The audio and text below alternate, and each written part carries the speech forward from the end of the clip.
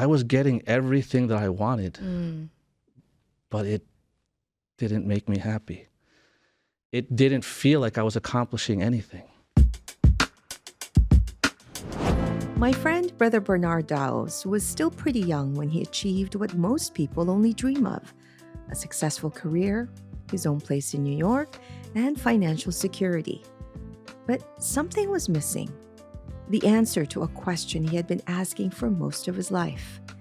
Growing up, he'd watched his Filipino immigrant father sacrifice everything to start over in America, yet somehow stay completely devoted to his faith. The question that never left Brother Bernard alone was why? Why was his dad's faith so strong? Today, we find out how that one simple question led to a change that transformed everything, not by giving up what he had, but by discovering what he'd been missing all along. I'm Aliu Garcia Pablo, and you're listening to Making Changes from incmedia Audio, a podcast about the changes we go through and the life lessons we learn along the way, but always with God by our side. Well, welcome, Brother Bernard, to Making Changes. Sister Leo, thank you for having me. Here we are. Here we are. You know, I not only have such great respect for you as a minister, but I'd like to say that through the years, we've had so many meaningful conversations that I am honored to call you as my friend as well. And through the years, you've given me so much insight, and I thought, we should share it with other people, everything that you've shared. Thank you for that. And it's true that we've had a lot of meaningful Mm-hmm. conversations. And I think that hopefully through this conversation that others who are feeling the same or going through the same things that we've talked about can see that they're not alone and that God will make a way. Yes. Growing up in the ministry myself, one of the questions I always ask ministers is I'm always so curious, how and why did you join the ministry? And I think I think that's one of the questions that kind of sparked so many conversations through the years with us. But before we get to that, we actually, your dad played a really important, I feel like all of our conversations always went back to your dad somehow, and you and I are both close with our dads. And so we had so much in common in that sense. But your dad came to America at a time when the church was still really just starting. So what were the things that you learned from your dad growing up in the 70s here in America or New York, right? Yeah. So, growing up at first, I think a lot of things that I took for granted, that my dad was a doctor. We had the big house, the multi-car driveway. And it was just something that you always thought like, well, it's always been like this, right? Mm. And it only wasn't until I started to, try to make it out on my own, try to make it my life now, that I asked more of my dad, hey, Dad, how come you were able to do this? How come you were able to become a doctor? How come you were able to accomplish all these things, to get all these things? Mm-hmm. And he always reminded me that he said, you think it's me? Mm. One of the things that I always remember, and I hope this will resonate with some of our listeners, is he said, don't forget God, and God won't forget you. Mm. And so that led me to say, well, what do you mean don't forget God? I mean, I don't forget God. We've been going to church our whole life, and he just remembered, everything that you have comes from God, so don't hold back. Mm. And at first I didn't understand, I didn't know, but so I kept continuing to ask him about, what does he mean? We should note that your dad came to America as an immigrant, minority, right, in the 70s. Yes. And at a time when it must have been tough to be Filipino in New York and trying to establish a career. I think it would be even just tough for a young man to leave his family behind, to come to a foreign place, not knowing anybody, and then even your trade, because he was a doctor in the Philippines. Mm. But when he came to the new country, that you don't automatically have those certifications, those privileges. You're pretty much starting over again. Right, and have to work three times as hard. The barriers are just, and that's the thing again. I don't know that part of the story. Mm. It was always just, this is how our life was, until I started to ask my dad. And I said, I guess what sparked me to ask him, I said, why is your faith so strong? Mm. Why is it that even though you are a doctor, you are, here's a great story, which I'll never forget. He was sharing his faith, and one of the people he was inviting were like, okay, how are you? What do you do? And he said, well, for a living, I'm a doctor, but for eternal life, I serve God. So I want to share that with you. Wow. And to hear that is, what do you mean? Like, is being a doctor like nothing to you? But why was your faith, your duties, your promise to God so much more important than anything else? What was it when you were seeing that part of him? What made you wonder and question? Like, why not just focus on the big stuff, like a career and, the faith stuff, all of that will probably come later. And that's the great part of finally asking, my dad, like, why do you do what you do? And again, there were things that I saw, there are things that I experienced that he didn't have to tell me. Like, for example, being dedicated to the worship service, always helping out with the brethren, taking care of the house of worship. He never had to say it. He just did it. And so the example was already there. The only question I needed to answer for myself was why. And then when I asked and took the time, he really hammered home to me saying, why do you think I am where I am? Why do you think I have what I have? It all came from God. And then when he would tell me the story of that, he came from the Philippines by himself. And that really, he says to me, that was one of the darkest and hardest times of his life, to be without his family, to be, from a doctor to almost nothing. When he moved to New York, what was his first job? I believe he was just like cleaning up in the medical, just trying to crack the industry, just trying to get in. Wow. And, not having that network of people that you could say, hey, help me out. And to be able to say, I'm a doctor in my country. Yes, imagine that. And I think one of the things that he told me was what solidified, because in that situation, I can understand if someone would give up. Yeah. If someone would say, I can't do this, I'm going back, because this is impossible. Because it's more comfortable. It's more comfortable. And why would I do this if this is everything that's ahead of me and I can't do it alone?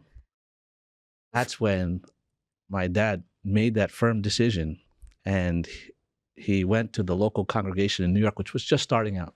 This is in Long Island. This is in what was now local of New York, but which was now known as the local congregation of Long Island City. And he took a duty in office. And while he was studying for his boards, he would guard the chapel late at night, so that way he would be there. And it was something that he instilled in me. He said, the more he did for God, the more sacrifice that he made, instead of pursuing his personal dreams, instead of thinking what was best for him, the more he did for God, the more God blessed him that he couldn't even imagine. I had mentioned earlier where I came into the story. But when I learned from my dad, and I'm actually mad at my sisters because I never knew from them either. I thought they started. They started. Yes, there's 4 of us, and I'm the third. And I thought we all started the same thing. But they remember when they first got to America too, and my dad was able to finally bring them over with my mom. And they lived in a 1-bedroom apartment, the 4 of them in Queens. And then, they didn't have a car. They didn't have anything.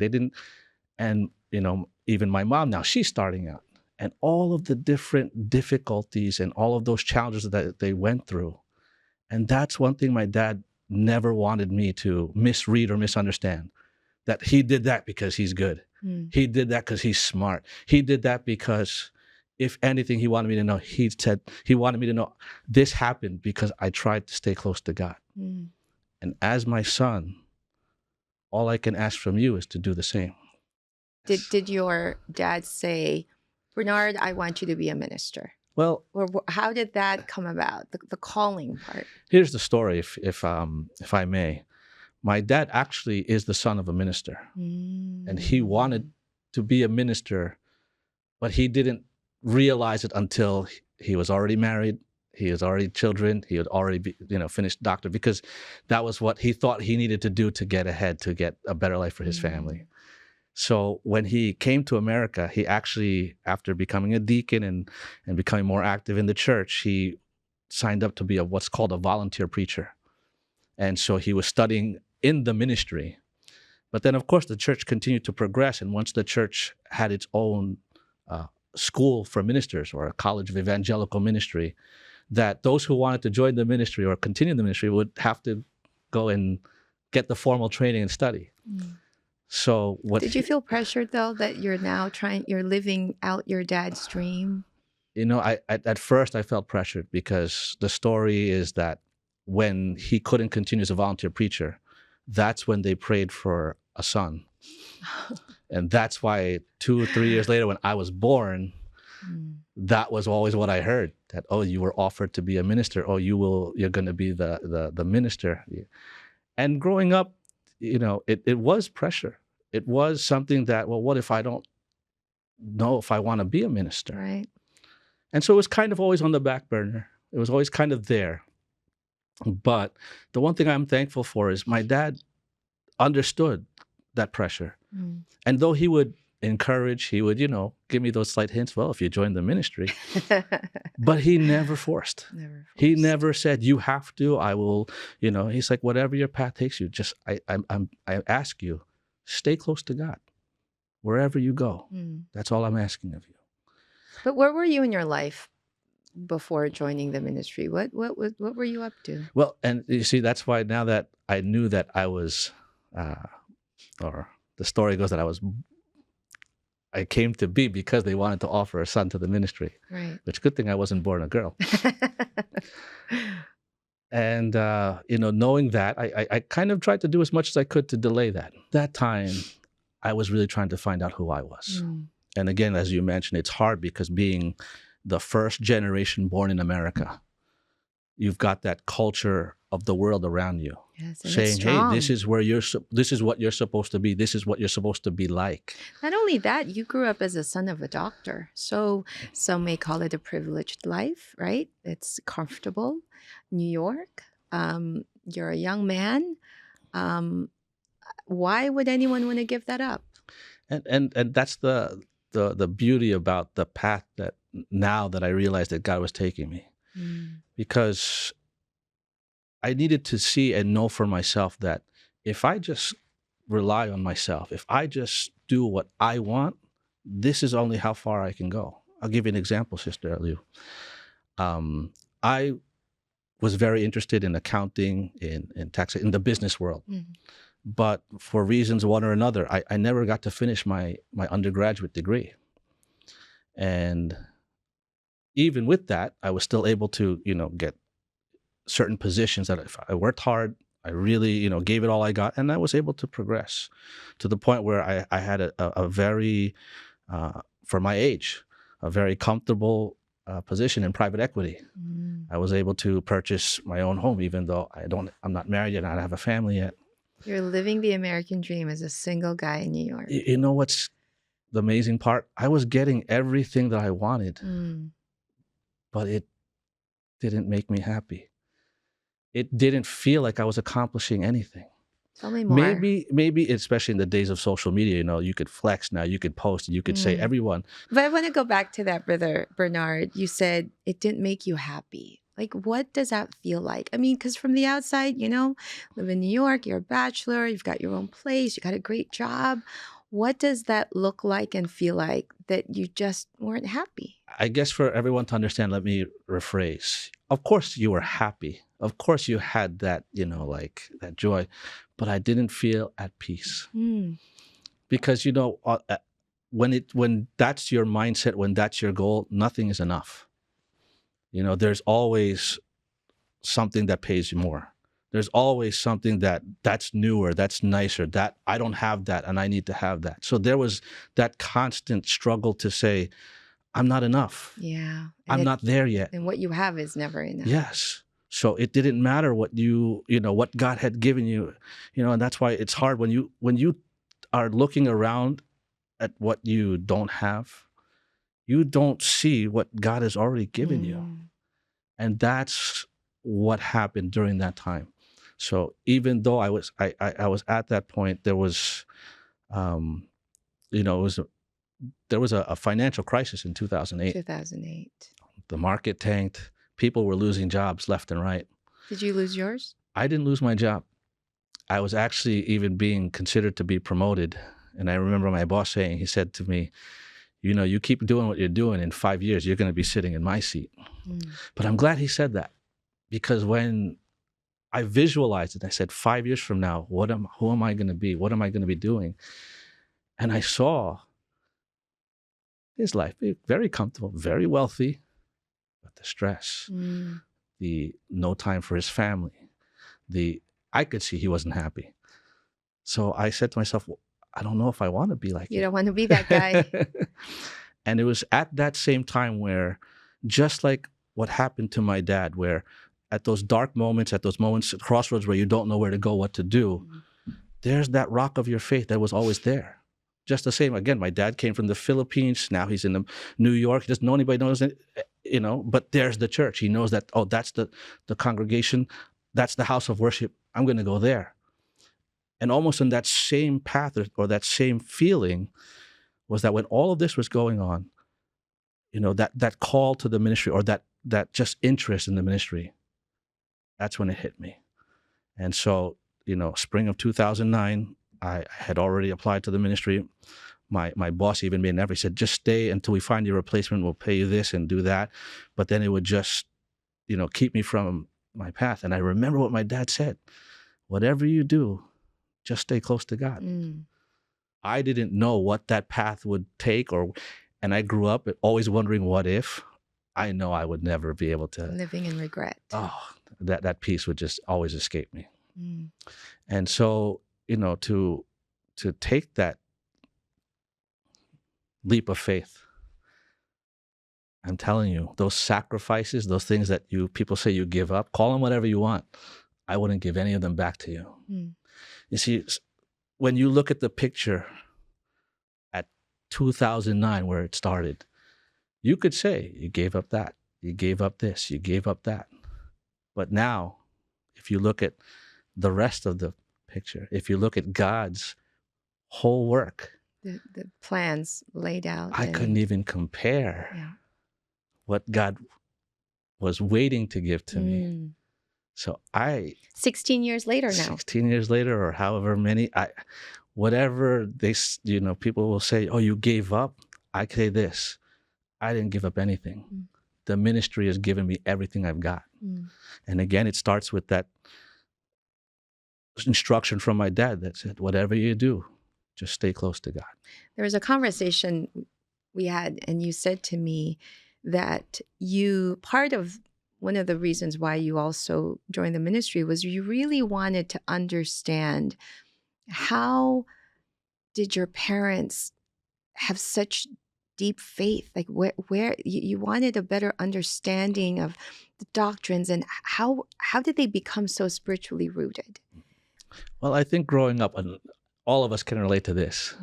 We always sometimes maybe ask that question: why don't my parents get me? Yes. You know, why don't you see what I want and see why I'm asking for what I'm asking for? And then, but we could also ask that same question as children. What is it about my parents that I don't understand? Right. And the one thing that between my mother and father that I could always kind of just always point back to, can always relate to, was, how was your faith so strong? My parents will be the first ones to remind me that, like, again, everything we had, everything we enjoyed, where do you think it came from? The times when my sister at a very young age got an aneurysm. The doctor said that she wouldn't make it. The doctors were telling my dad, who's also a doctor, saying, you know what's right. So just make the decisions, because even if the small remote possibility that she makes it, she won't be the same. What are you hoping for? In short, they were saying to him. We drove, sometimes very early morning, sometimes late at night, to the house of worship, which was about an hour away, one way. Because at this time, there weren't that many local congregations in New York yet. Yes. But at least the thing we're thankful there was a house of worship to run to, no matter how far, no matter how many miles. And we would go and pray. And that was my dad's faith for teaching all of us that don't listen to what let's just ask God. And then whatever God answers, that's God's answer for us. It's so powerful because your dad is a doctor, and just like what his colleagues said, you're a doctor, you know. But at that moment, he put aside all the medical knowledge he knew, and his faith was what he relied on versus science, what the medical profession was telling him. And you see, the amazing thing is that's what the Bible's been teaching us. That when it's hope against hope, where's your hope? Are you hoping in what people, money, education, knowledge can do for you? Or do you want to hope in what God can do? And that's why, even though I was young, I was about maybe 6 or 7 years old. And you remember that? That's a core memory. Because it was just such a very powerful, and also I remember asking my dad, why do we drive 1 hour and then drive 1 hour back? And then we're just going to pray for how many minutes? You know, to a young 6-year-old young boy, it's yeah. like, that's a waste of time. Or Yeah. I could be. But you see, again, and for all the parents who are listening there, and even the children, you know, the example that you leave your children by them seeing what you do just can be so much more powerful than any words, any, you know, even letter that you want to leave them behind. So show them who you are, show them your faith, and then show them why. And so thanks be to God, my sister who was and had the aneurysm, she is now a deaconess, and she's, you know, we're very close, and you know, I'm glad the doctors were wrong. So you joined the ministry, and can I ask, before joining the ministry, like, how much did you know about the Bible, particularly? That's a tough question. You know the Bible. You know, you growing up in the children's worship service, which is very essential when you think about it. All of those things that, you know, because you're being taught from a young age math, so you don't forget 1 + 1 = 2. True.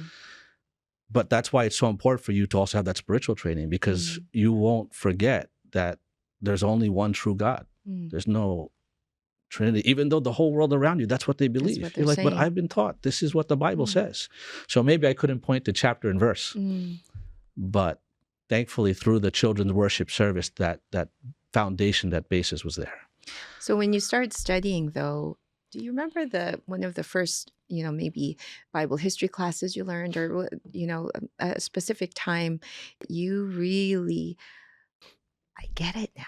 This is why my dad, my mom have such deep faith. Growing up in America, growing as a first generation, you know, not even knowing the Philippines, or, you know, not knowing deeply that history, I didn't really fully grasp the wonderful fulfillment of God's prophecy.